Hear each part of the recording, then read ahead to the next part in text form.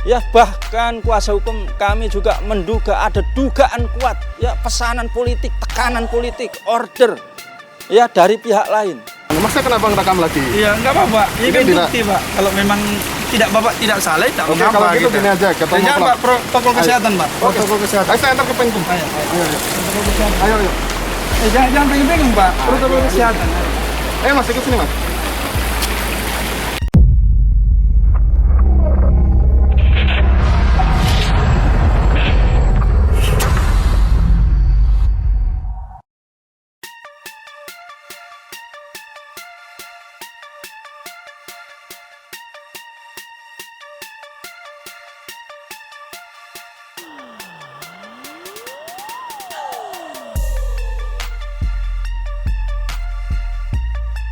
Bismillahirrahmanirrahim. Assalamualaikum warahmatullahi wabarakatuh.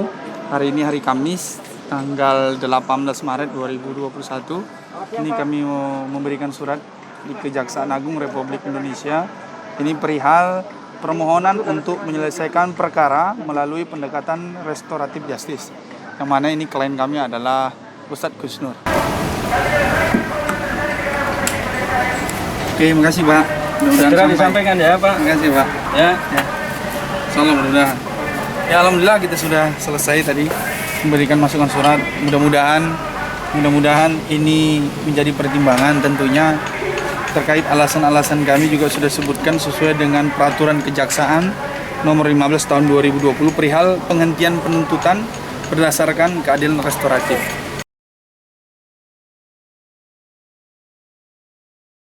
Bismillahirrahmanirrahim. Assalamualaikum warahmatullahi wabarakatuh. Waalaikumsalam warahmatullahi Alhamdulillah, wabarakatuh. dalam kesempatan hari ini, hari Kamis, tanggal 18 Maret 2021, adapun tempat kami adalah di Kejaksaan Agung Republik Indonesia.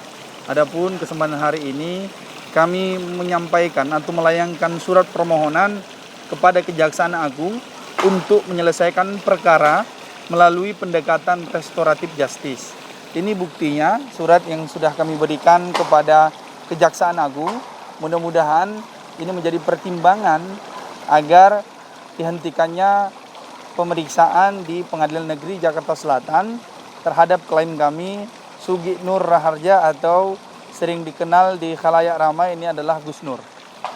Nah, adapun beberapa permintaan kami adalah bahwasanya sebelumnya Presiden Joko Widodo menyampaikan agar Polri selektif menyikapi penerimaan laporan Undang-Undang ITE karena ini meresahkan dan menimbulkan perasaan tidak adil tengah-tengah masyarakat. Yang kedua adalah bahwa surat edaran Kapolri nomor 2/11/2021 tentang kesadaran budaya beretika. Jadi Kapolri telah menurunkan surat edaran agar lebih selektif lagi.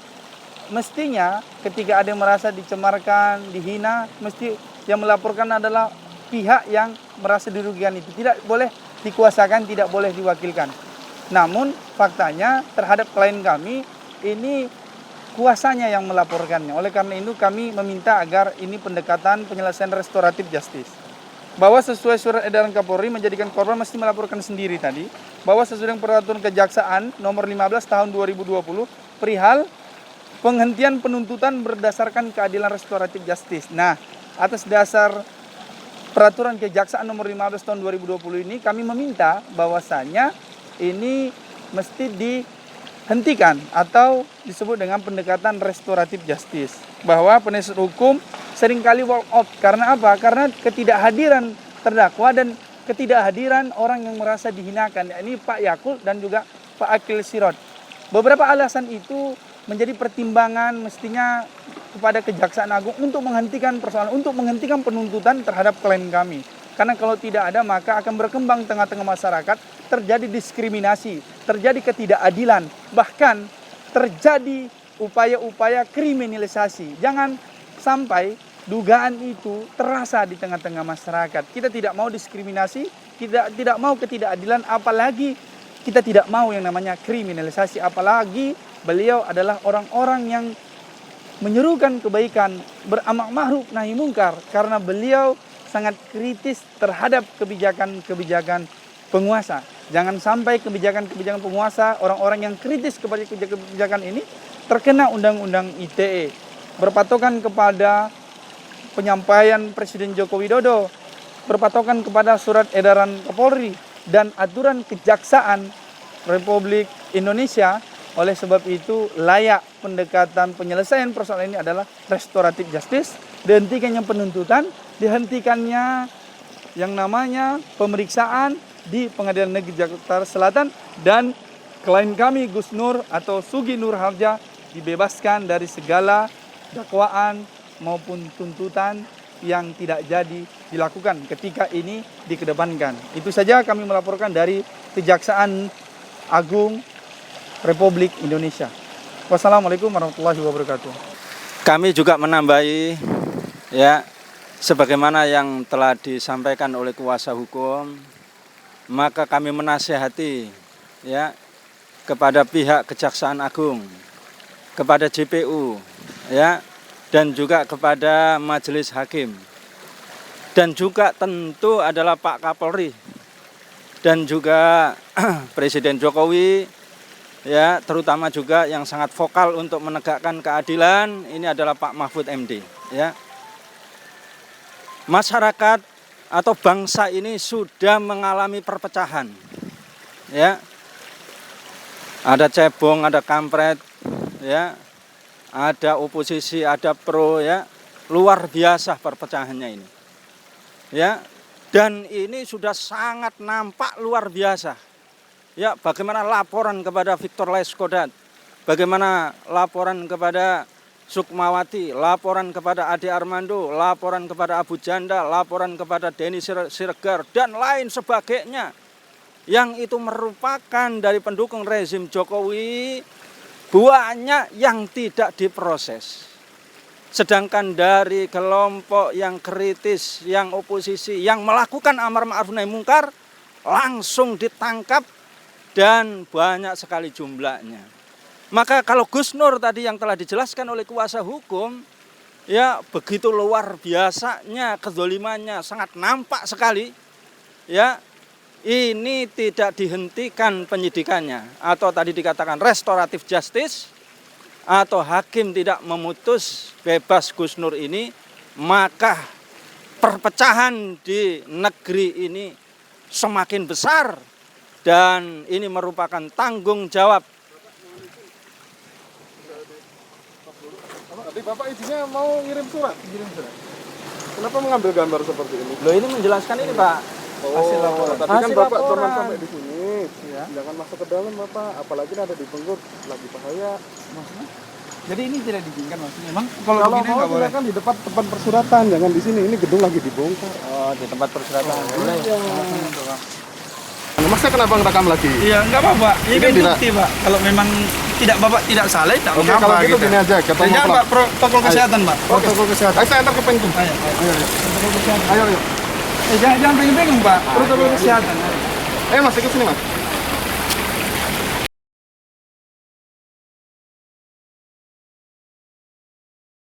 Ya, kami tambahi sedikit ya. Kami dengan kuasa hukum, tim advokasi Gus Nur ada di Kejaksaan Agung Negeri ya, Agung Republik Indonesia. Republik Indonesia.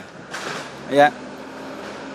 Nah, maka saya tambahi ya, saya berharap ya Bapak Majelis Hakim ya, Kepala Kejaksaan Agung Republik Indonesia ya, demikian juga JPU ya, membuka hati seluas-luasnya, membuka mata seluas-luasnya ya, bahwa seperti yang disampaikan oleh kuasa hukum tadi, Gus Nur ini ya sangat layak mendapatkan restoratif justice. Atau paling tidak adalah Bapak Hakim itu membebaskan, memutus bebas. Kenapa? Karena masyarakat semuanya sudah tahu ya, dan masyarakat sudah mengalami ya, negeri ini terjadi perpecahan ya, antara kelompok dengan kelompok diadu, antara organisasi dengan organisasi diadu, antara ulama satu yang pro dengan rezim dengan yang oposisi diadu, antara partai satu dengan partai yang lain diadu, subhanallah ya, antara cebong dengan kampret juga diadu, subhanallah ya. Masyarakat ini sudah terpecah belah ya, terjadi pertengkaran ya. Saya berharap ini ya, Pak Presiden atau Pak Mahfud yang menggembar-gemborkan keadilan, ya tolonglah dibuka mata hatinya, tolonglah dibuka pikirannya, ya. Jadi Gus Nur ini harus dibebaskan. Kalau tidak, subhanallah, banyak ini Gus Nur telah ditangkapi, para ulama ditangkapi. Di sisi yang lain, laporan yang sangat banyak kepada yang pro rezim ini, ya menguap dan tidak diproses. Ada Victor Laiskodat, ada Denny Sirgar, ya, ada lagi kemudian ya Abu Janda, ada lagi Sukmawati, ada lagi gubernur, ya mana itu? Ya subhanallah. Apa tidak melihat itu? Dan kalau Gus Nur ini kemudian tidak dibebaskan, subhanallah, ini betul-betul telah mengumumkan ya sebuah proses ya perpecahan yang jauh lebih besar lagi di negeri ini. Ya. Yang kedua, ya saya sampaikan, maka Gus Nur ini sangat layak sekali ya mendapatkan restoratif justice atau paling tidak hakim memutus bebas, ya. Gitu. Karena kriminalisasi, diskriminasi, ya bahkan kuasa hukum kami juga menduga ada dugaan kuat, ya pesanan politik, tekanan politik, order, ya dari pihak lain. Subhanallah. Kalau ini terus-menerus terjadi, kapan Indonesia ini menjadi adil? Kapan Indonesia ini menjadi bersih? Gitu. Apalagi yang dialami oleh Gus Nur ini. Coba Pak Kapolri buka dong matanya. Ya, Kapolda Surabaya itu apa enggak berani? Apa takut? Ya. Kepada Gus Arya. Yang di Kendari juga apa takut kepada Kaharu? Yang sudah jelas-jelas dilaporkan oleh Gus Nur. Ya, Gus Nur itu adalah iblis, Gus Nur itu adalah setan, Gus Nur itu adalah wedus. Coba Pak Kapolri. Ya, coba Pak Hakim. Ya 1 tahun lebih gitu loh, coba ini. Ya, Bapak Kejaksaan Agung, coba.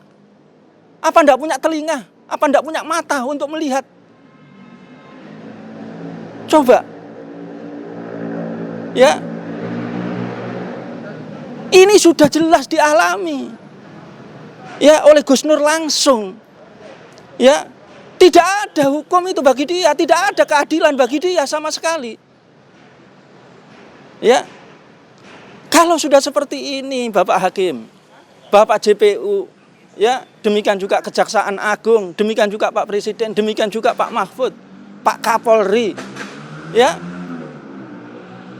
berarti sebagian besar penegak hukum, ya institusi kejaksaan, kepolisian, kalau begitu berarti gampang ditekan, ya. Dan kalau begitu berarti apa yang dirasakan oleh masyarakat? Bahwa jual beli hukum, jual beli keadilan, ya ancaman kepada pengadilan itu berarti benar adanya.